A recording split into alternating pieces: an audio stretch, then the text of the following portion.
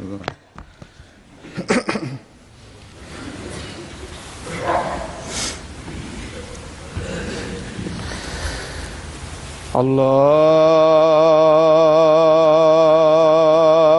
أكبر. الله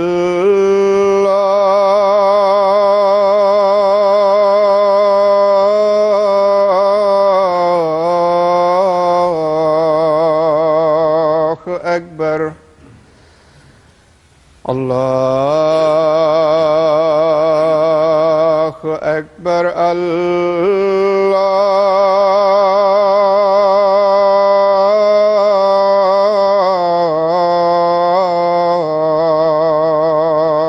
أكبر. أشهد أن لا إله إلا الله. أشهد أن لا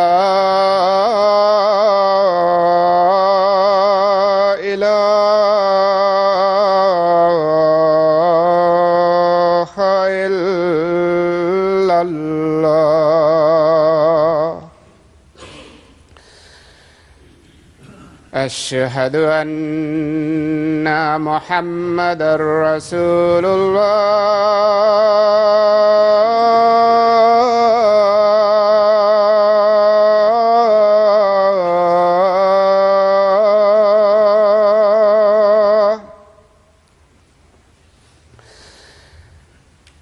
أشهد أن محمدًا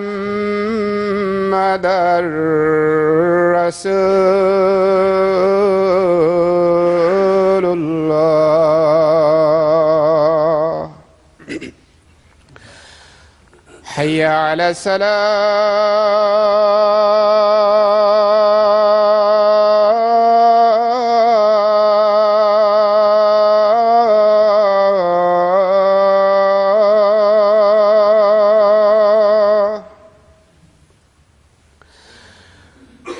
حي على الصلاة.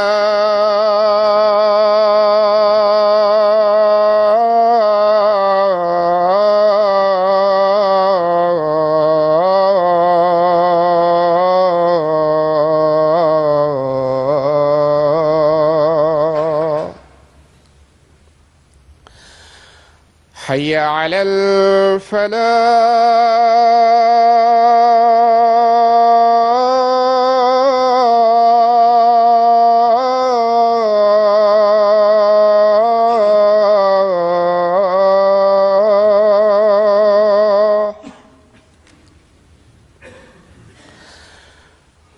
حي على الفلاح.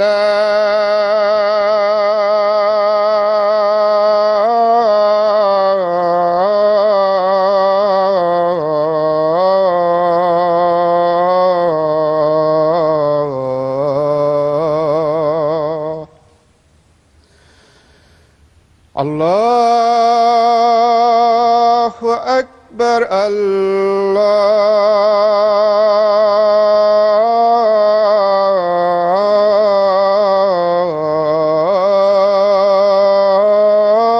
الله أكبر.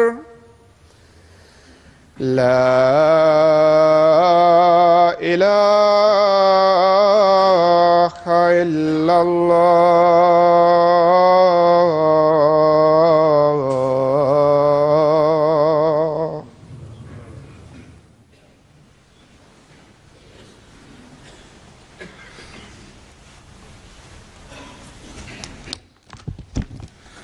السلام عليكم ورحمة الله.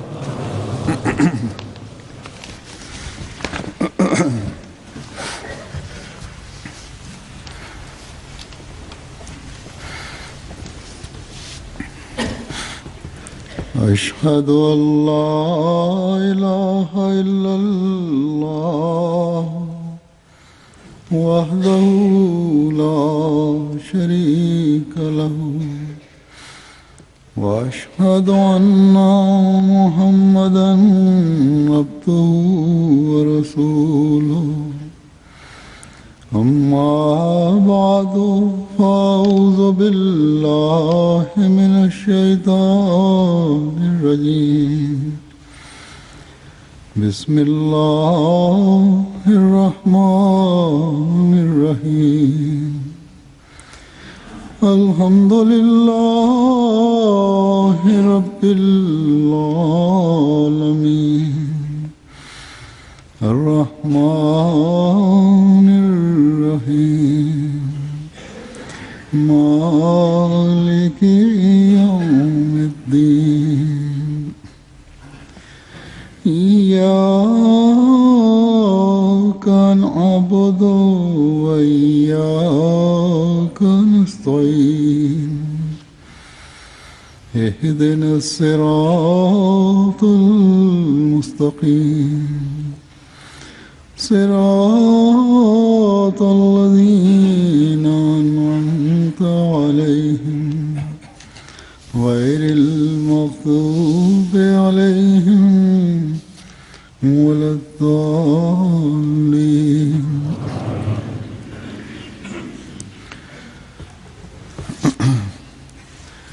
گزشتہ خطبے میں نے سورہ فاتحہ کی آیت ایاک نعبد و ایاک نستعین کی حضرت مسیح موعود علیہ الصلوۃ والسلام کی تفسیر کے حوالے سے وضاحت کی تھی۔ یہ اللہ تعالیٰ کا ہم پر بڑا احسان ہے، بہت عظیم احسان ہے کہ اس نے ہمیں زمانے کے امام کو ماننے کی توفیق عطا فرمائی، جن سے ہمیں قرآن کریم کے گہرے معانی اور تفسیر کا علم ہوا۔ بہت سے خط مجھے اس کے بعد آئے کہ ہمیں اس خطبے کے بعد ایاک نعبد و ایاک نستعین کا جو عرفان حاصل ہوا ہے، اور نماز میں اس دعا پر غور کرتے ہوئے پڑھنے سے جو لذت آئی ہے اس کا مزہ ہی کچھ اور تھا، اور ہے، جاری ہے۔ بعض عرب لوگ، عربی بولنے والے، انہوں نے لکھا کہ حضرت مسیح موعود علیہ الصلوۃ والسلام کی کتاب کرامات الصادقین ہم نے پہلے ہی پڑھی ہوئی تھی، لیکن جو سن کر عرفان حاصل ہوا ہے اس کے بعد حوالے خطبے میں لگتا تھا کہ یہ پہلے نہیں پڑھا گیا۔ یقیناً حضرت مسیح موعود علیہ الصلوۃ والسلام کا کلام ایسا ہے جس کی جگالی کرتے رہنا چاہیے۔ بار بار جو سامنے آتا ہے تو نئے باب کھلتے ہیں، نئے اسرار و رموز کا پتہ چلتا ہے۔ رمضان میں ویسے بھی دعاؤں کی طرف توجہ ہوتی ہے، اس لیے دعا کا مضمون جو ہے وہ دل کو جا کر لگتا ہے۔ یہ دعاؤں کا مضمون اور آپ کی تفسیر آج بھی جاری رہے گی۔ گزشتہ خطبے میں نے ایک اقتباس پڑھا تھا جس میں حضرت مسیح موعود علیہ الصلوۃ والسلام نے فرمایا تھا، اس کو خلاصہ میں بیان کروں گا کہ ایاک نعبد میں خالص ہو کر اللہ کا عبد بننے کی طرف توجہ دلائی گئی ہے، اور ایاک نستعین میں عبودیت کے لیے قوت، ثابت قدمی، استقامت اور مستقل مزاجی کی طلب دعا کی گئی ہے، کیونکہ قوت اور ثبات قدمی بھی خدا تعالیٰ کی طرف سے ملتی ہے۔ اگر قوت اور ثبات قدمی نہ ہو تو عبودیت کا حق بھی ادا نہیں ہو سکتا۔ عبادت کرنے کی کوشش بھی اگر ہوگی اور اللہ تعالیٰ کی مدد شامل حال نہیں ہوگی اگر اس کے ساتھ، تو چند دن کی عبادت کے بعد پھر وہی عبادت میں بے قاعدگی، بے لذتی اور دل کے اچاٹ ہونے کا عمل شروع ہو سکتا ہے۔ کئی لوگ لکھتے ہیں کہ رمضان کے ماحول کی وجہ سے عبادتوں کی طرف توجہ پیدا ہوئی، ایک ماحول بندھا ہوا تھا، اس دھارے میں ہم بھی بہتے جا رہے تھے۔ رمضان ختم ہوا تو پھر وہیں واپسی ہو گئی جہاں سے شروع ہوئے تھے۔ نمازیں ہیں لیکن ان میں وہ لذت اور ذوق نہیں۔ بس اس ماحول میں جب دعاؤں کی طرف توجہ ہے تو اللہ تعالیٰ نے عبادت میں ذوق، شوق، قوت اور ثبات قدمی کی جو دعا سکھائی ہے وہ دعا بھی کرنی چاہیے، تاکہ عبودیت کا صحیح حق ادا ہو اور ہمیشہ ہوتا چلا جائے۔ اگر ثبات قدمی نہیں تو عبودیت کا حق پیدا نہیں ہو سکتا۔ پھر آپ فرماتے ہیں کہ اب بننے کی طرف توجہ اور ثبات قدمی کی طلب کے بعد پھر وہ کون سی اہم چیز ہے جو ایک مومن میں ہونی چاہیے؟ اس بارے میں وہ اقتباس میں پچھلے خطبے میں پڑھا تھا، اسے پتہ چلتا ہے کہ وہ اہم چیز یہ ہے کہ ایک مومن کو یہ بھی پتہ ہونا چاہیے کہ وہ کس قسم کی قوت ہو اور یہ کس طرح حاصل ہوگی وہ قوت، ثبات قدم کس پر ہو اور اس کا معیار کیا ہو۔ اگر اس کا علم نہ ہو، اگر عبد بننے کے لیے ہدایت کے راستے کی نشاندہی نہ ہو تو پھر انسان اندھیرے میں ہاتھ پیر مارتا رہے گا، اسے پتہ ہی نہیں ہوگا کہ وہ کس قسم کی عبودیت کی تلاش میں ہے، کیا چیز ہے، کون سی باتیں ہیں اس نے کرنی ہیں، کیا چیزیں اس نے مانگنی ہیں، کن راستوں کی اس نے تلاش کرنی ہے۔ آپ نے فرمایا کہ اس لیے یہ ضروری ہے کہ علم اور ہدایت کی تلاش کے لیے اہدنا الصراط کی دعا کی جائے۔ اس لیے اللہ تعالیٰ نے ہمیں یہ دعا سکھائی ہے تاکہ اللہ تعالیٰ انسان کی عبادت اور اس کی کوشش میں برکت ڈالتے ہوئے ایک حقیقی عابد اور اللہ تعالیٰ کے راستوں کے متلاشی کو ہمیشہ ہدایت کے راستوں پر گامزن رکھے، اس پہ توفیق دیتا چلا جائے۔ بس اہدنا الصراط المستقیم کی دعا اس ثبات قدم اور قوت کے حصول اور اس کا علم رکھنے کے لیے ہے جو مستقل مزاجی سے عبودیت کا حق ادا کرنے کے لیے ضروری ہے۔ اس کے اعلیٰ معیار حاصل کرنے کے لیے ضروری ہے۔ آپ علیہ السلام کے ارشاد کے مطابق ان تینوں دعاؤں کا خلاصہ گویا یہ بنے گا کہ جب تک انتہائی اخلاص، انتہائی کوشش اور ہدایت کو سمجھنے کی پوری صلاحیت حاصل نہ ہو جائے، اس وقت تک ایک حقیقی مومن کو، سچا عابد بننے والے کو آرام سے نہیں بیٹھنا چاہیے اور یہ نہیں سمجھنا چاہیے کہ ہم نجات یافتہ ہو گئے یا ہم نے اپنے مقصد کو پا لیا یا خدا تعالیٰ کے پیار کے سلوک کے اعلیٰ معیاروں کو حاصل کر لیا۔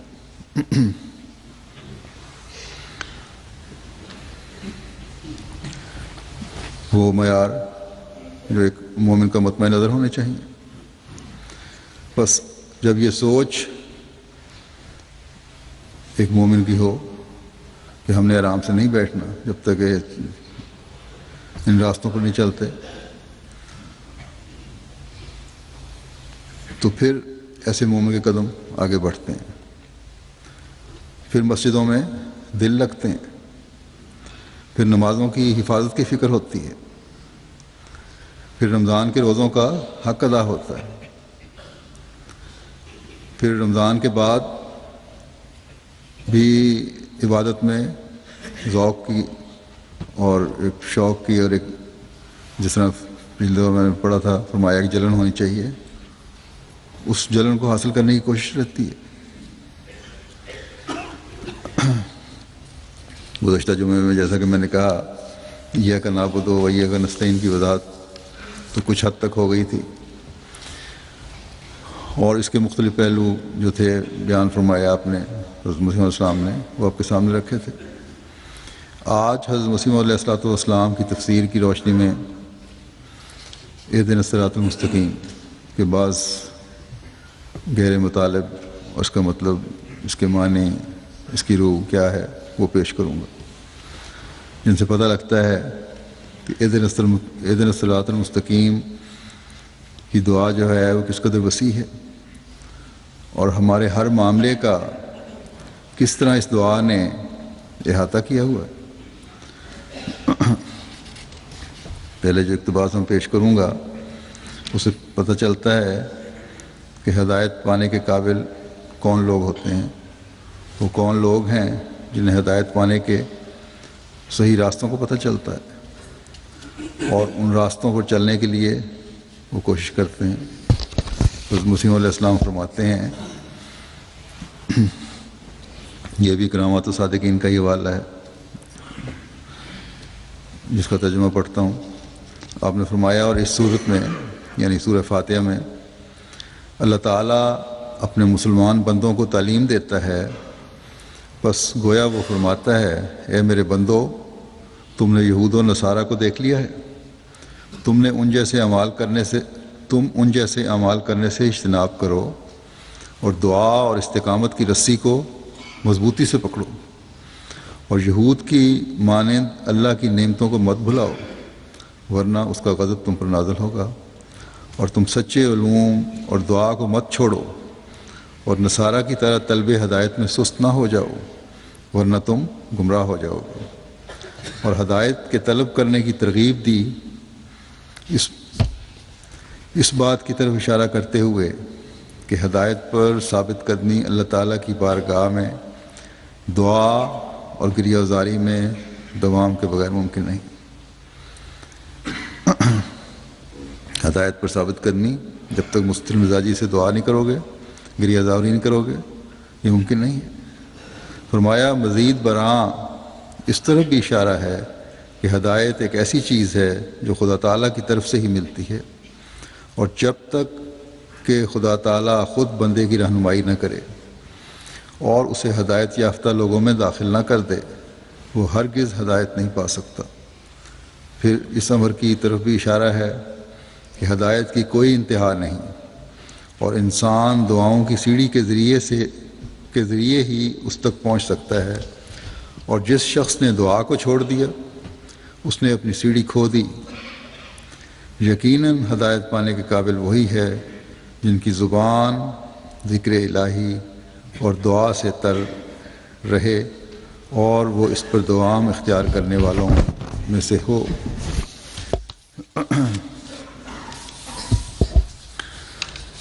بس یہ ہیں ایک مومن کے لیے ہدایات جو ہدایت کی تلاش میں کہ دعا اور استقامت کی رسی کو مضبوطی سے پکڑو، یہ کبھی نہ چھوٹے، طلب ہدایت میں سست نہ ہو ورنہ گمراہ ہو جاؤ گے۔ یاد رکھو ہدایت پر ثابت قدمی مستقل مزاجی سے دعا اور گریہ وزاری کے بغیر یہ چیزیں ممکن نہیں۔ اگر دعا نہیں کرو گے تو ہدایت کے راستے بند ہو جائیں گے، کیونکہ ہدایت بندہ اپنے زور سے حاصل نہیں کر سکتا، بلکہ یہ خدا کی طرف سے ملتی ہے۔ پھر فرمایا یہ بات ہمیشہ سامنے رکھو کہ یہ ہدایت کی کوئی انتہا نہیں ہے کہ ہم ہدایت پا لی ہم نے اور جو حاصل کرنا تھا کر لیا۔ ایک مقام پر پہنچ کر یہ نہیں کہہ سکتے کہ میں مکمل طور پر ہدایت یافتہ ہو گیا۔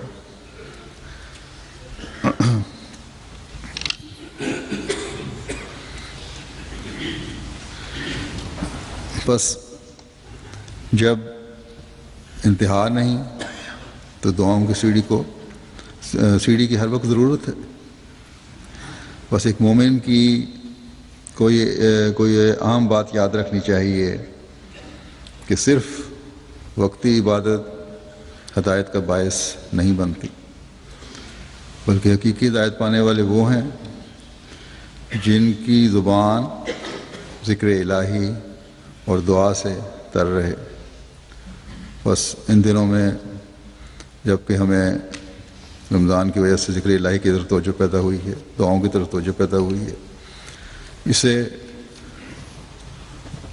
مستقل ہمیں اپنانے کی کوشش کرنی چاہیے تاکہ ہدایت کے راستوں پر ہمیشہ گامزن رہیں۔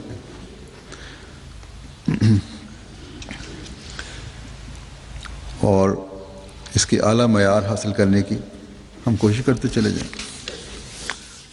پھر ہمیں آپ صراط مستقیم کے معنی سمجھاتے ہوئے فرماتے ہیں کہ صراط لغت عرب میں اس راہ کو کہتے ہیں جو سیدھی ہو، یعنی تمام اجزاء اس کے وضع استقامت پر واقع ہوں اور ایک دوسرے کی نسبت عین محاذات پر ہوں، یعنی کوئی کجی نہ ہو، کوئی ٹیڑھا پن نہ ہو، کوئی پریشان کرنے والی چیز نہ ہو، واضح اور سیدھا اور ایک مقصد کی طرف لے جانے والا راستہ۔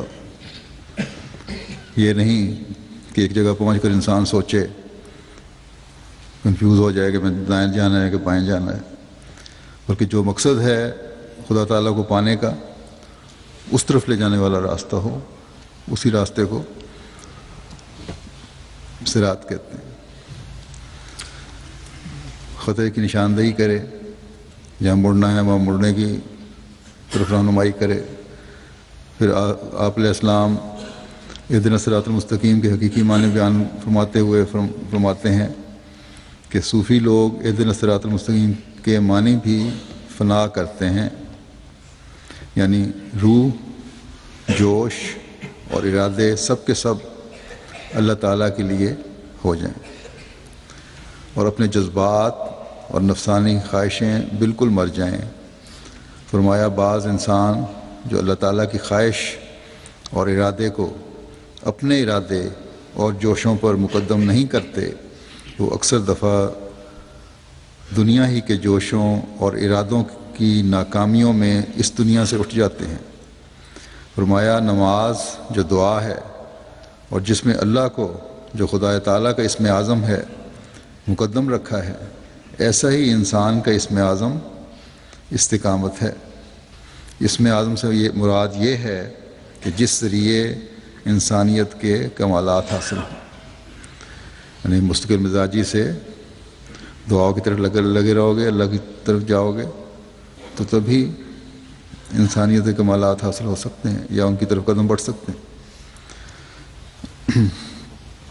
بس جب اہدنا الصراط المستقیم کی دعا انسان کرتا ہے تو اللہ تعالیٰ کے احکامات کو بھی سامنے رکھنا ہوگا، اوامر و نواہی کو بھی دیکھنا ہوگا، کون سے کرنے کی باتیں ہیں اور کون سی نہیں کرنے کی باتیں ہیں، قرآن کریم کے حکموں پر نظر رکھنی ہوگی، اللہ تعالیٰ کے حقوق کی ادائیگی کے ساتھ بندوں کے حقوق بھی ادا کرنے ہوں گے، کیونکہ حقوق العباد بھی خدا تعالیٰ کی طرف لے جانے والے ہوتے ہیں۔ جب یہ ہوگا تب بھی اہدنا الصراط المستقیم کی دعا جو ہے وہ دل کی آواز بنے گی، تبھی استقامت کا مقام حاصل ہوگا، تبھی انسانیت کے کمال حاصل کرنے کی طرف حقیقی توجہ اور کوشش ہوگی، اور تبھی پھر انسان خدا تعالیٰ کی آغوش میں آ کر قبولیت دعا کے نظارے بھی دیکھے۔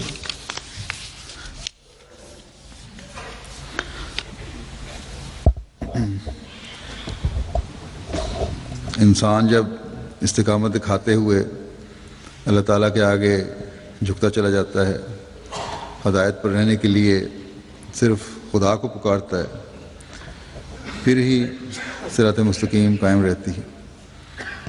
حضرت علیہ الصلوۃ والسلام ایک جگہ فرماتے ہیں اس مضمون کو آگے چلاتے ہوئے کہ دعا کا طریق یہی ہے کہ دونوں اسم اعظم جمع ہوں اور یہ خدا کی طرف جاوے، کسی غیر کی طرف رجوع نہ کرے، خواہ وہ اس کی ہوا و ہوس کا بت ہی کیوں نہ ہو۔ جب یہ حالت ہو جائے تو اس وقت ادعونی استجب لکم کا مزہ آ جاتا ہے۔ جب انسان ربنا اللہ کہتا ہے، جب یہ پکار ہوگی اور پھر اس پر استقامت دکھاتا ہے، تو تب جو دعاؤں کی توفیق ملتی ہے وہ انہوں نے فرمایا کہ اصل وہ توفیق ہے جہاں ادعونی استجب لکم کا مزہ آتا ہے، کہ اللہ تعالیٰ کا یہ فرمان کہ مجھے پکارو میں تمہاری دعاؤں کو سنوں گا۔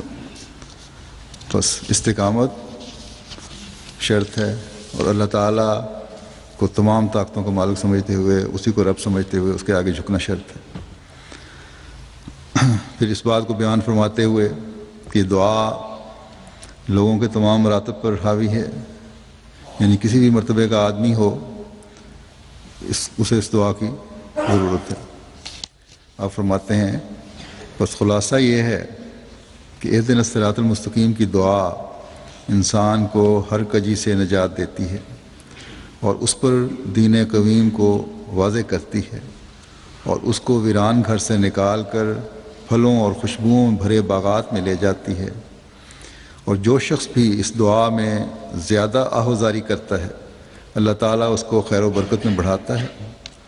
دعا سے ہی نبیوں نے خدائے رحمان کی محبت حاصل کی، اور اپنے آخری وقت تک ایک لحظہ کے لیے بھی دعا کو نہ چھوڑا، اور کسی کے لیے مناسب نہیں کہ وہ اس دعا سے لاپرواہ ہو یا اس مقصد سے منہ پھیر لے، خواہ وہ نبی ہو یا رسولوں میں سے، کیونکہ رشد اور ہدایت کے مراتب کبھی ختم نہیں ہوتے، بلکہ وہ بے انتہا ہیں، اور عقل و دانش کی نگاہیں ان تک نہیں پہنچ سکتی۔ اس لیے اللہ تعالیٰ نے اپنے بندوں کو یہ دعا سکھائی اور اسے نماز کا مدار ٹھہرایا تا لوگ اس کی ہدایت سے فائدہ اٹھائیں اور اس کے ذریعے توحید کو مکمل کریں اور خدا تعالیٰ کے وعدوں کو یاد رکھیں اور مشرکوں کے شرک سے نجات پائیں۔ اس دعا کے کمالات میں سے ایک یہ ہے کہ وہ لوگوں کے تمام مراتب پر حاوی ہے اور ہر فرد پر بھی حاوی ہے۔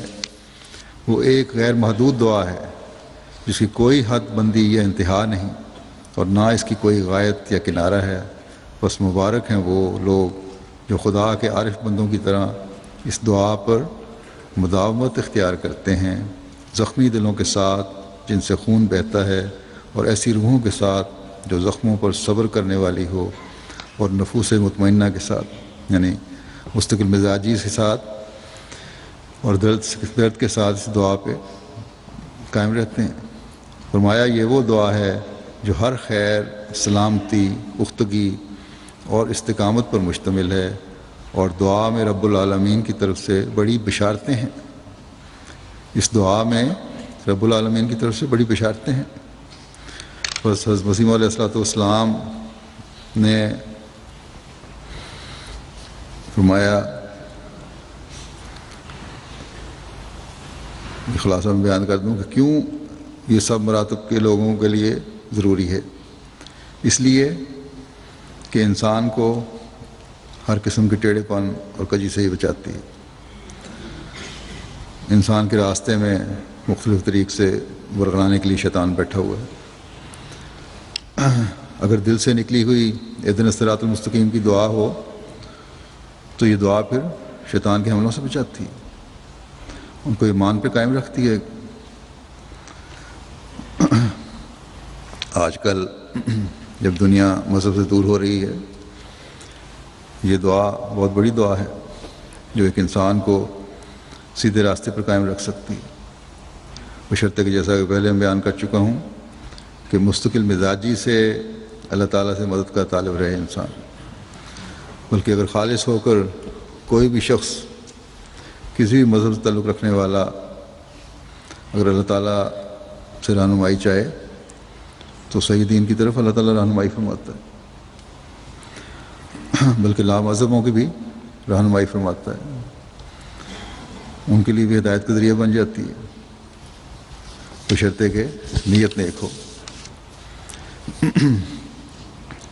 آپ نے فرمایا کہ نبیوں نے خدائے رحمان کی محبت اس دعا کے ذریعے سے حاصل کی ہے۔ بس کسی بھی مرتبے کا انسان ہو کوئی بھی شخص ہو جتنی زیادہ آہوزاری سے یہ دعا مانگے گا خدا تعالیٰ اس کو خیر و برکت میں بڑھائے گا.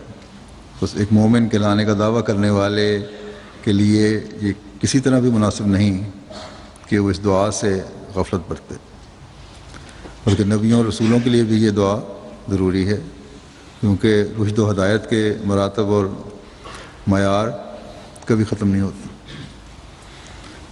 ہر انسان کا جس کا اللہ تعالیٰ سے تعلق ہے اس کا رشد و ہدایت کا ایک مرتبہ ہے، اور کیونکہ اللہ تعالیٰ کے انعامات کی کوئی حد نہیں، اس لیے ہدایت کے اگلے مرحلوں کی تلاش بھی ایک مومن کے لیے ضروری ہے.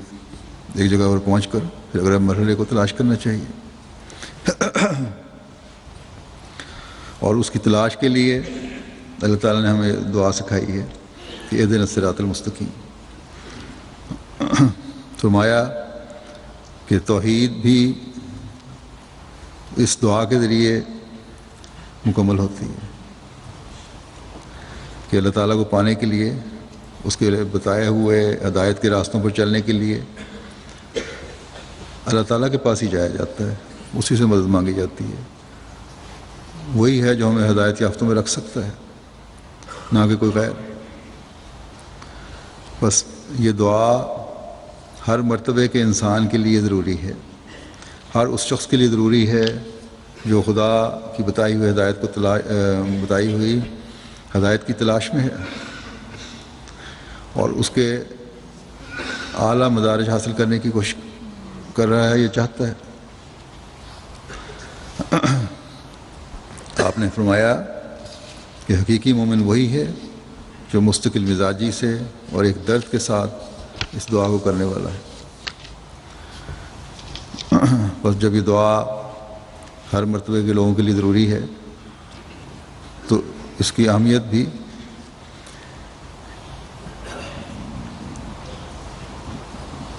بہت زیادہ ہے. اس اہمیت پر روشنی ڈالتے ہوئے حضرت مسیح موعود علیہ الصلوۃ والسلام مزید فرماتے ہیں کہ 7ویں صداقت جو سورہ فاتحہ میں درج ہے اہدنا الصراط المستقیم ہے، جس کے معنی یہ ہیں کہ ہم کو وہ راستہ دکھلا اور اس راہ پر ہم کو ثابت اور قائم کر کہ جو سیدھا ہے، جس میں کسی نوع کی کجی نہیں. اس صداقت کی تفصیل یہ ہے کہ انسان کی حقیقی دعا یہی ہے کہ وہ خدا تک پہنچنے کا سیدھا راستہ طلب کرے، کیونکہ ہر ایک مطلوب کے حاصل کرنے کے لیے طبعی قاعدہ یہ ہے کہ ان وسائل کو حاصل کیا جائے جن کے ذریعے سے وہ مطلب ملتا ہے. اور خدا نے ہر یک امر کی تحصیل کے لیے یہی قانون قدرت ٹھہرا رکھا ہے کہ جو اس کے حصول کے وسائل ہیں وہ حاصل کیے جائیں، اور جن راہوں پر چلنے سے وہ مطلب مل سکتا ہے وہ راہیں اختیار کی جائیں. اور جب انسان صراط مستقیم پر ٹھیک ٹھیک قدم مارے اور جو حصول مطلب کی راہیں ہیں ان پر چلنا اختیار کرے تو پھر مطلب خود بخود حاصل ہو جاتا ہے. لیکن ایسا ہرگز نہیں ہو سکتا کہ ان راہوں کے چھوڑ دینے سے جو کسی مطلب کے حصول کے لیے بطور وسائل کے ہیں یوں ہی مطلب حاصل ہو جائے، بلکہ قدیم سے یہی قانون قدرت بندھا ہوا چلا آتا ہے کہ ہر یک مقصد کے حصول کے لیے ایک مقرری طریقہ ہے. جب تک انسان اس طریقے پر قدم نہیں مارتا تب تک وہ امر اس کو حاصل نہیں ہوتا. بس وہ شے جس کو محنت اور کوشش اور دعا اور تضرع سے حاصل کرنا چاہیے صراط مستقیم ہے. جو شخص صراط مستقیم کی طلب میں کوشش نہیں کرتا اور نہ اس کی کچھ پرواہ رکھتا ہے وہ خدا کے نزدیک ایک کجرو آدمی ہے. اور اگر وہ خدا سے بہشت اور عالم ثانی کی راحتوں کا طالب ہو تو حکمت الہی اسے یہی جواب دیتی ہے کہ اے نادان، اول صراط مستقیم کو طلب کر، پھر یہ سب کچھ تجھے آسانی سے مل جائے گا. سو سب دعاؤں سے مقدم دعا جس کی طالب حق کو اشد ضرورت ہے طلب صراط مستقیم ہے. پھر صراط مستقیم کی روح اور حقیقت کو بیان فرماتے ہوئے اور یہ کہ ایک مومن کو صراط مستقیم کے کن معیاروں کے حصول کی کوشش کرنی چاہیے، آپ فرماتے ہیں کہ صراط مستقیم کی حقیقت جو دین قویم کے مد نظر ہے وہ یہ ہے کہ جب بندہ اپنے فضل و احسان والے خدا سے محبت کرنے لگے، اس کی رضا پر راضی رہے، اپنی روح اور دل اس کے سپرد کر دے اور اپنے آپ کو اس خدا کو سونپ دے جس نے انسان کو پیدا کیا ہے، اس کے علاوہ کسی اور سے دعا نہ کرے، اسی سے خاص محبت رکھے، اسی سے مناجات کرے اور اسی سے رحمت و شفقت مانگے، اپنی بے ہوشی سے ہوش میں آ جائے، اپنی چال سیدھی کرے اور خدائے رحمان سے ڈرے، محبت الہی اس کے رگ و ریشے میں سرایت کر جائے، اللہ تعالیٰ اس کی مدد کرے اور اس کے یقین اور ایمان کو پختہ کرے، تب بندہ اپنے پورے دل، اپنی خواہشات، اپنی عقل، اپنے اعضاء اور اپنی زمین اور کھیتی باڑی سب کے ساتھ کلی طور پر اپنے رب کی طرف مائل ہو جاتا ہے اور اس کے سوا سب سے منہ موڑ لیتا ہے۔ اس کی نگاہ میں اپنے رب کے سوا اور کچھ بھی باقی نہیں رہ جاتا، وہ اپنے محبوب ہی کی پیروی کرتا ہے۔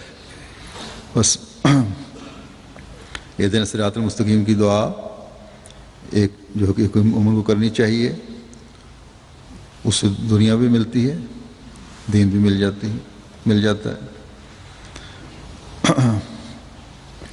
فرمایا کہ اس کے لیے ایک کوشش کی ضرورت ہے، اپنی بے ہوشیوں سے نکلنا پڑے گا۔ دین سے غفلت جو ہے یہ ایک بے ہوشی کی حالت ہے، اس سے نکلو اور اس کی تلاش کرو، ہر چیز میں اللہ تعالیٰ کی محبت اپنے دلوں میں پیدا کرو۔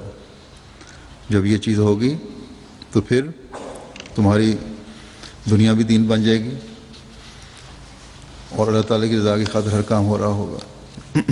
پھر آپ فرماتے ہیں کہ اسلامی ہدایت پر قائم رہنے کے لیے 3 چیزیں ہیں جن کا ایک مسلمان کو خیال رکھنا چاہیے، کیونکہ اس کے بغیر ہدایت مشکل ہے۔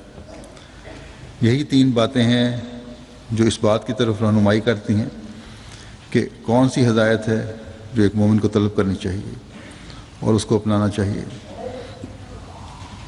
فرمایا سب سے پہلی چیز قرآن شریف جو کتاب اللہ ہے، جس سے بڑھ کر ہمارے پاس کوئی کلام قطعی اور یقینی نہیں، وہ خدا کا کلام ہے، وہ شک اور ظن کی علائشوں سے پاک ہے۔ دوسرے سنت ہے، اور سنت سے مراد ہماری صرف حضرت صلی اللہ علیہ وسلم کی فعلی روش ہے جو اپنے اندر تواتر رکھتی ہے اور ابتدا سے قرآن شریف کے ساتھ ظاہر ہوئی اور ہمیشہ ساتھ ہی رہے گی، یا بتبدیلی الفاظ یوں کہہ سکتے ہیں کہ قرآن شریف خدا تعالیٰ کا قول ہے اور سنت رسول صلی اللہ علیہ وسلم اور سنت رسول اللہ صلی اللہ علیہ وسلم کا فعل، اور قدیم سے عادت اللہ یہی ہے کہ جب انبیاء علیہ السلام خدا کا قول لوگوں کی ہدایت کے لیے لاتے ہیں تو اپنے فعل سے یعنی عملی طور پر اس قول کی تفسیر کر دیتے ہیں۔ ان کے عمل جو ہیں خدا تعالیٰ کے حکموں کی تعمیل ہوتی ہے، تفسیر ہوتی ہے، تا اس قول کا سمجھنا لوگوں پر مشتبہ نہ رہے، واضح ہو جائے ہر چیز، اور اس قول پر آپ بھی عمل کرتے ہیں اور دوسروں سے بھی کرواتے ہیں۔ اور تیسرا ہدایت کا ذریعہ حدیث ہے، اور حدیث سے مراد ہماری وہ آثار ہیں کہ جو قصوں کے رنگ میں حضرت صلی اللہ علیہ وسلم سے قریباً 150 برس بعد مختلف راویوں کے ذریعے سے جمع کیے گئے۔ حدیثیں جو ہیں وہ 150 سال بعد علیہ وسلم کی وفات کے جمع کی گئی تھی مختلف راویوں کے ذریعے سے، اس کی تیسری حیثیت ہے۔ بس ان میں سے وہ جو قرآن اور سنت سے نہیں ٹکراتی حدیث، وہی صحیح حدیث ہیں اور ایک مومن کے لیے ہدایت کا ذریعہ ہے۔ آپ نے فرمایا کہ اہل حدیث کی طرح ہم سنت اور حدیث کو ایک چیز نہیں سمجھتے۔ تو بہرحال یہ ایک تفصیلی لائے عمل ہے جو ایک مومن کی ہدایت کے لیے موجود ہے۔ جب بھی ہدایت کی دعا ایک مومن مانگے تو ان چیزوں کو سامنے رکھے اور ان کی تلاش میں رہے، اور یہی حقیقی ہدایت کی طرف رہنمائی کرے گی پھر، اور بندے کا خدا تعالیٰ سے تعلق بھی پختہ ہوگا۔ بعض لوگ پیروں فقیروں کے چکر میں پڑ جاتے ہیں. بعض دفعہ مجھے شکایتیں ملتی ہیں غیروں کے زیر اثر بعض احمدی بھی پیروں کیا دعاؤں کے دوسروں سے دعاؤں کی طرف زیادہ توجہ ہوتی ہے اور اپنی دعاؤں کی طرف کم توجہ ہوتی ہے, یا جادو ٹونے پہ یقین ہوتا ہے اس کے لیے دوسروں کے پاس جاتے ہیں اس کو تڑوانے کے لیے, اور بعض دفعہ غیروں کے پاس بھی چلے جاتے ہیں. جہالت اس تک حد تک ہے بعض لوگوں میں, اور اپنے عملوں کی طرف توجہ نہیں ہے, دعاؤں کی طرف توجہ نہیں ہے. تو یہ چیز انتہائی غلط ہے. اللہ تعالیٰ کا شکر ہے کہ چند ایک کے علاوہ شاید احمدیوں میں نہ ہوں ایسے لوگ, ورنہ غیروں میں تو شرک کی انتہا ہوئی ہے. اور پھر مومن اور مسلمان بھی اپنے آپ کو سمجھتے ہیں لوگ. پھر حضرت مسیح موعود علیہ السلام فرماتے ہیں کہ قرآن شریف میں اسلام کے بارے میں کہ اس کا نام استقامت ہے, آپ فرماتے ہیں قرآن شریف میں اس کا نام استقامت رکھا ہے, یعنی اسلام کا نام استقامت رکھا ہے. جیسا کہ وہ دعا سکھلاتا ہے کہ اہدنا الصراط المستقیم صراط الذین انعمت علیہم, یعنی ہمیں استقامت کی راہ پر قائم کر. استقامت وہ راستہ جس کو مستقل مزاجی سے انسان چلے اور ہدایت یافتہ ہو. آپ نے فرمایا اس لیے اسلام کا نام اس حوالے سے قرآن کریم میں استقامت ہے. فرمایا کہ ان لوگوں کی راہ جنہوں نے تجھ سے, اس کا ترجمہ کرتے ہوئے فرماتے ہیں یعنی ہمیں استقامت کی راہ پر قائم کر ان لوگوں کی راہ جنہوں نے تجھ سے انعام پایا اور جن پر آسمانی دروازے کھلے.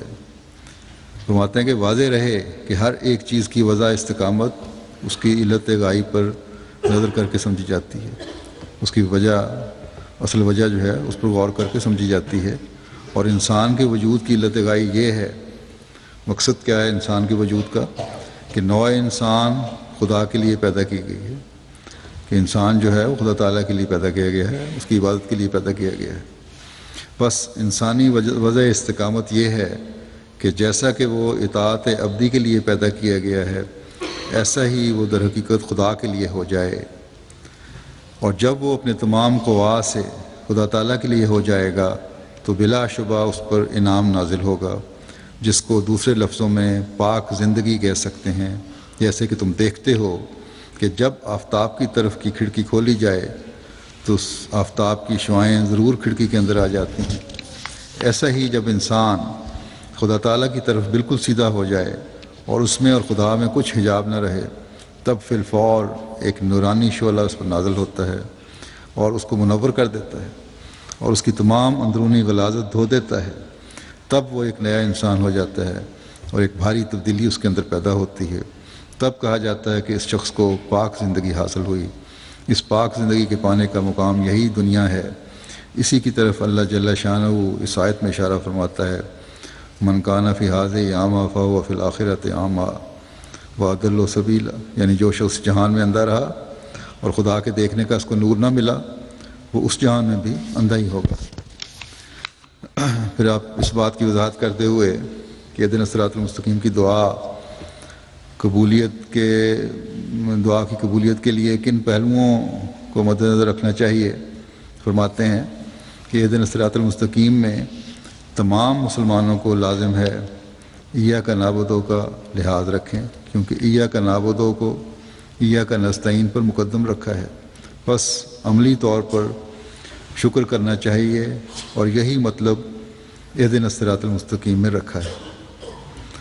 عملی شکر جو ہے وہ اہدنا الصراط المستقیم اس کی تفسیر ہے یا اس میں وضاحت آئی ہے. یعنی دعا سے پہلے اسباب ظاہری کی نگہداشت ضروری طور پر کی جاوے اور پھر دعا کی طرف رجوع ہو. اولاً عقائد, اخلاق اور عادات کی اصلاح ہو, پھر اہدنا الصراط المستقیم. پہلے اپنے عقیدے درست کرو, بدعات اور غلط قسم کے جو چیزیں رواج پا گئی ہیں ان کو چھوڑو, اس عقیدے پہ قائم ہو جو حقیقی اسلامی عقیدہ ہے. پھر اپنے اخلاق بہتر کرو, اپنی عمل صحیح کرو، ان کی اصلاح ہو جائے، پھر اہدنا الصراط المستقیم کی دعا ہو، تبھی اللہ تعالیٰ پھر اس کو قبول فرماتا ہے۔ فرمایا اہدنا الصراط المستقیم کی دعا تعلیم کرنے میں اللہ تعالیٰ نے چاہا کہ انسان 3 پہلو ضرور مد نظر رکھے: اول اخلاقی حالت، دوم حالت عقائد، سوم اعمال کی حالت۔ مجموعی طور پر یوں کہو کہ انسان خدا داد قوتوں کے ذریعے سے اپنے حال کی اصلاح کرے، پھر اللہ تعالیٰ سے مانگے۔ جو اللہ تعالیٰ نے طاقتیں دی ہیں انسان کو، عقل ہے، شعور ہے، اس کے ذریعے سے اپنی اصلاح کی کوشش کرے، اور پھر اللہ تعالیٰ سے مانگے کہ جو مجھ میں تھا اس کو تو استعمال کر رہا ہوں، اب تو مجھے ہدایت کی طرف لے کر آ، کیونکہ تیری مدد کے بغیر ہدایت نہیں مل سکتی۔ یہ مطلب نہیں کہ اصلاح کی صورت میں دعا نہ کرے، اس وقت بھی مانگتا رہے، جب خود اپنے طور پہ بھی کوشش کر رہا ہے تب بھی دعا ضروری ہے۔ فرمایا کہ اہدنا الصراط المستقیم میں دعا انسان کی زبان، قلب اور فعل سے ہوتی ہے، یعنی زبان سے بھی اس کا اظہار ہو رہا ہو، دل سے بھی اس کا اظہار ہو رہا ہو، اور انسان کے ہر عمل سے اس کا اظہار ہو رہا ہو، تبھی اہدنا الصراط المستقیم کی دعا کی حقیقی دعا بنے گی۔ اور جب انسان خدا سے نیک ہونے کی دعا کرے تو اسے شرم آتی ہے، مگر یہی ایک دعا ہے جو ان مشکلات کو دور کرتی ہے۔ جب انسان زبان سے اقرار کرے گا، دل بھی اس کا اس طرح مائل ہوگا، کوشش بھی ہوگی، تو ظاہر ہے پھر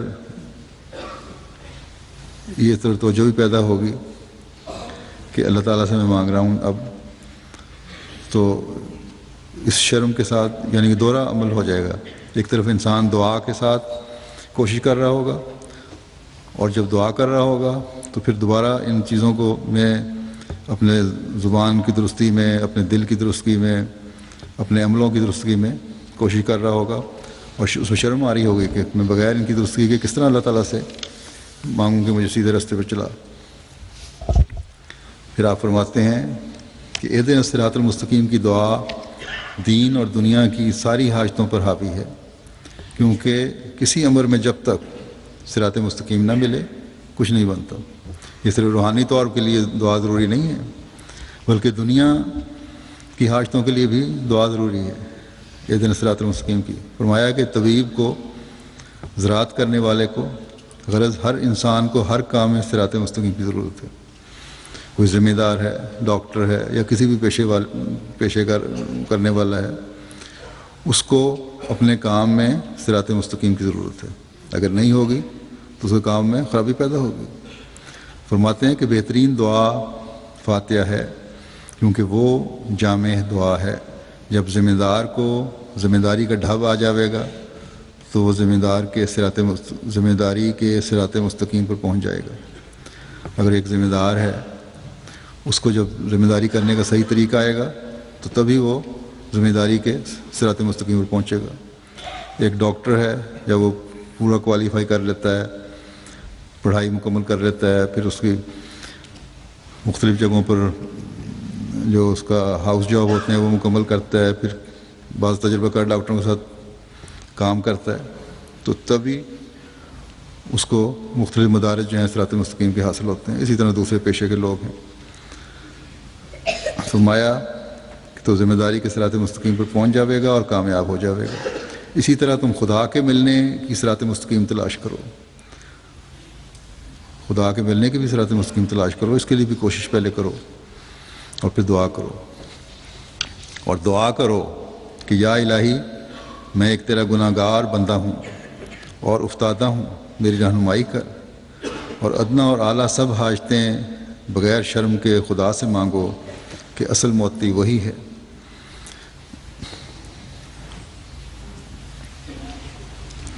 بہت نیک وہی ہے جو بہت دعا کرتا ہے۔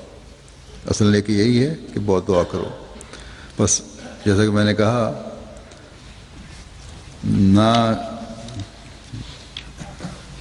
کسی پریشانی کے دور کرنے کے لیے کسی جادو ٹونے کو زائل کرنے والے کی ضرورت ہے، نہ دعاؤں کی قبولیت کے لیے کہیں پیروں فقیروں کے قبروں پر جانے کی ضرورت ہے۔ خالص ہو کر اپنی حالتوں کی درستی کرتے ہوئے اگر بندہ خدا تعالیٰ کے آگے جھکے تو وہی ہے جو تمام حاجتیں انسان کی پوری کرنے والا ہے۔ پھر آپ فرماتے ہیں نماز کا جو مومن کی معراج ہے مقصود یہی ہے، اس میں دعا کی جاوے، اور اسی لیے الادعیاء اہدنا الصراط المستقیم دعا مانگی جاتی ہے۔ خدا فرماتے ہیں کہ نماز میں خالص ہو کر یہ دعا مانگو، اور اہدنا الصراط المستقیم جو ہے وہ دعاؤں کی ماں ہے۔ نماز معراج ہے دعاؤں کی، اور اس میں اہدنا الصراط المستقیم کی دعا دعاؤں کی ماں ہے، اور یہ مانگو تو اللہ تعالیٰ اپنے فضلوں کے دروازے کھولتا ہے۔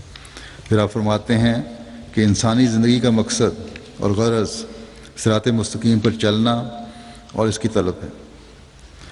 یہ مقصد غرض ہے جو ہر انسان کو، ہر مومن کو اپنے سامنے رکھنا چاہیے، جس کو اس صورت میں ان الفاظ میں بیان کیا گیا ہے، اہدنا الصراط المستقیم صراط الذین انعمت علیہم۔ یا اللہ ہم کو سیدھی راہ دکھا، ان لوگوں کی راہ، ان لوگوں کی جن پر تیرا انعام ہوا۔ یہ وہ دعا ہے جو ہر وقت، ہر نماز اور ہر رکعت میں مانگی جاتی ہے۔ اس قدر اس کا تکرار ہی اس کی اہمیت کو ظاہر کرتا ہے۔ فرمایا ہماری جماعت یاد رکھے کہ یہ معمولی سی بات نہیں ہے، اور صرف زبان سے طوطے کی طرح ان الفاظ کا رٹ دینا اصل مقصود نہیں ہے، بلکہ یہ انسان کو انسان کامل بنانے کا ایک کارگر اور خطا نہ کرنے والا نسخہ ہے، جسے ہر وقت نصب العین رکھنا چاہیے اور تعویذ کی طرح مد نظر رہے۔ اس آیت میں 4 قسم کے کمالات کے حاصل کرنے کی التجا ہے۔ اگر یہ ان 4 قسم کے کمالات کو حاصل کرے گا تو گویا دعا مانگنے اور خلق انسانی کے حق کو ادا کرے گا، اور ان استعدادوں اور قوا کے بھی کام میں لانے کا حق ادا ہو جائے گا جو اس کو دی گئی ہے۔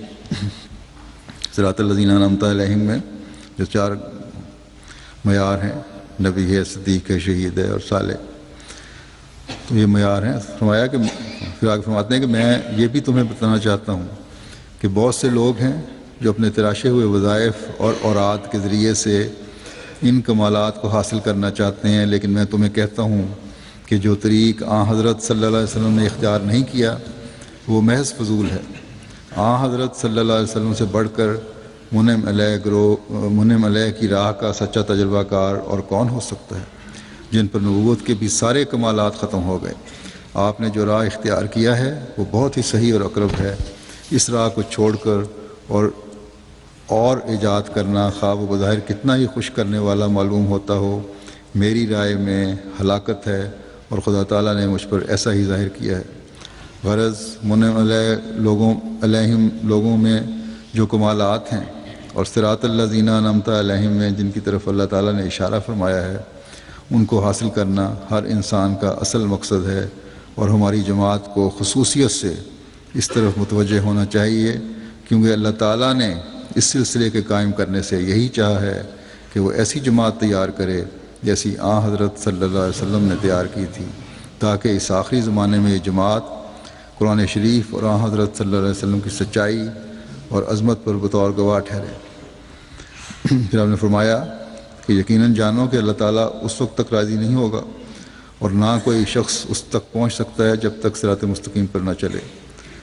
وہ اسی وقت ہو سکتا ہے جب اللہ تعالیٰ کی ذات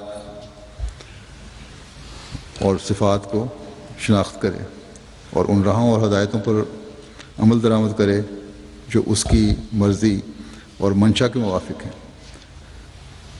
جب یہ ضروری ہے تو انسان کو فرمایا کہ جب یہ ضروری ہے تو انسان کو چاہیے کہ دین کو دنیا پر مقدم رکھے۔ پھر اس دعا کی وسعت کے بارے میں فرماتے ہیں کہ دعا کے بارے میں یاد رکھنا چاہیے کہ اللہ تعالیٰ نے سورہ فاتحہ میں دعا سکھلائی ہے، یعنی اہدنا الصراط المستقیم صراط الذین انعمت علیہم۔ اس میں 3 لحاظ رکھنے چاہیے۔ ایک یہ کہ تمام بنی نوع کو اس میں شریک رکھے، جب یہ دعا کر رہے ہو تو کل انسانیت کو اس میں شریک کرو کہ اللہ تعالیٰ ان کو بھی ہدایت صراط مستقیم پہ چلائے اور ہدایت دے، اور ان کو بھی انعامات میں شامل کرے۔ پھر دوسرے نمبر پہ تمام مسلمانوں کو، ان کو بھی شامل کرو۔ پھر تیسرے ان حاضرین کو جو جماعت نماز میں داخل ہیں، جب مسجد میں نماز پڑھ رہے ہیں تمہارے ساتھ، ان کو اپنے ساتھ شامل کرو اس دعا میں۔ بس اس طرح کی نیت سے فرمایا، بس اس طرح کی نیت سے کل نوع انسان اس میں داخل ہوں گے، اور یہی منشا خدا تعالیٰ کا ہے، کیونکہ اس سے پہلے اسی صورت میں اس نے اپنا نام رب العالمین رکھا ہے، جو عام ہمدردی کی ترغیب دیتا ہے، جس میں حیوانات بھی داخل ہیں۔ پھر اپنا نام رحمان رکھا ہے، اور یہ نام نوع انسان کی ہمدردی کی ترغیب دیتا ہے، کیونکہ یہ رحمت انسانوں سے خاص ہے۔ اور پھر اپنا نام رحیم رکھا ہے، اور یہ نام مومنوں کی ہمدردی کی ترغیب دیتا ہے، کیونکہ رحیم کا لفظ مومنوں سے خاص ہے۔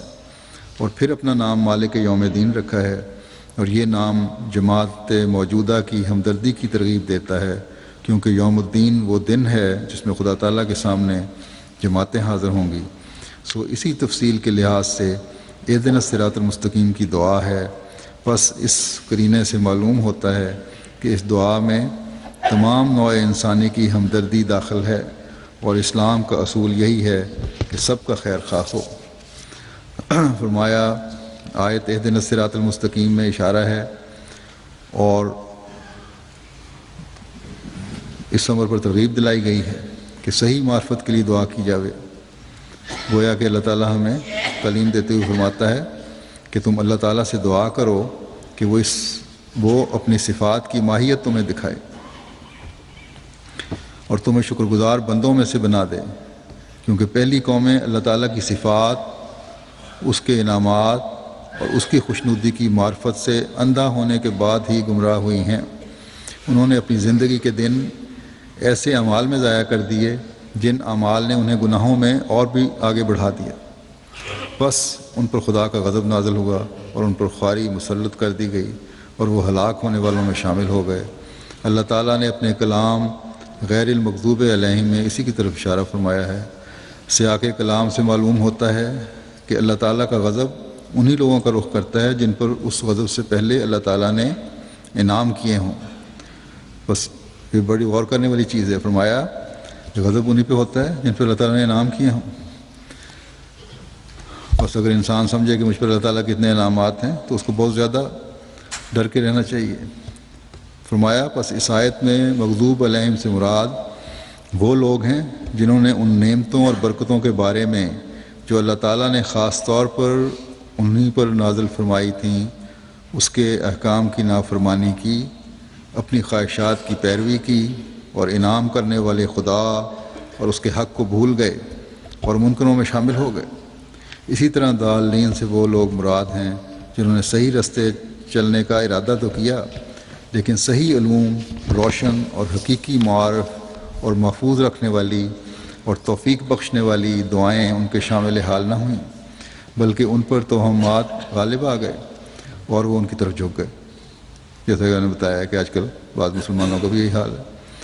فرمایا کہ اپنے صحیح راستوں سے بھٹک گئے اور سچے مشرب کو بھول گئے، بس وہ گمراہ ہو گئے اور انہوں نے اپنے افکار کو واضح اور کھلی سچائی کی چراگاہوں میں نہیں چھوڑا، اور ان کے افکار، ان کی عقلوں اور نظروں پر تعجب ہے کہ انہوں نے خدا تعالیٰ اور اس کی مخلوق پر وہ کچھ جائز قرار دے دیا جس کو فطرت صحیحہ اور قلبی انوار ہرگز قبول نہیں کرتے۔ وہ نہیں جانتے کہ شریعتیں دراصل طبائع کی بطور علاج خدمت کرتی ہیں، اور طبیب طبیعت کا معاون ہوتا ہے، نہ اس کا مخالف۔ بس افسوس ہے کہ لوگ صادقوں کی راہ سے کتنے غافل ہیں۔ یہ بھی عربی ترجمہ ہے کرامات الصادقین کا۔ بس یہ لوگ جنہوں نے اس زمانے کے امام کو نہیں مان رہے، اس مسلم کو نہیں مان رہے، وہ بھی بھٹکے ہوئے ہیں۔ اللہ تعالیٰ ہمیں خالص ہو کر اپنے حضور دعا کرنے والا بنائے، ان لوگوں میں سے کبھی نہ بنائے جو ہدایت کے بعد پھر اللہ تعالیٰ کے غضب کے مورد بنتے ہیں، گمراہ ہو کر اپنی دنیا و آخرت برباد کرتے ہیں۔ اللہ تعالیٰ ہمیں اپنی صحیح معرفت عطا فرمائے اور ہمیشہ اہدنا الصراط المستقیم پر چلتا رکھے۔ اس رمضان کو ہمارے لیے اپنی جاری فضلوں اور ہدایت میں ترقی کرنے کا ذریعہ بنائے، اور ہمیشہ ہم اس کے آگے جھکنے والے رہیں۔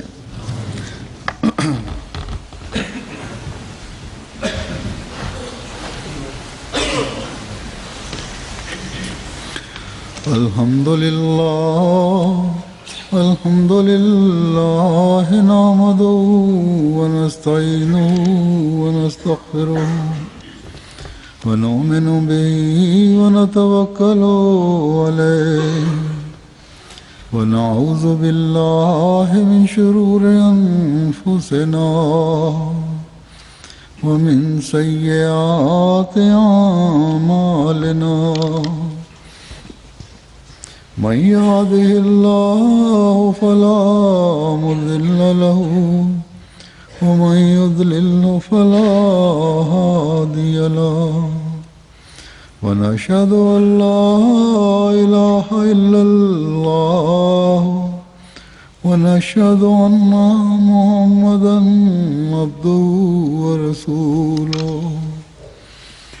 عباد الله رحمكم الله، إن الله يأمر بالعدل والإحسان وإيتاء ذي القربى وينهى عن الفحشاء والمنكر والبغي يعظكم لعلكم تذكرون۔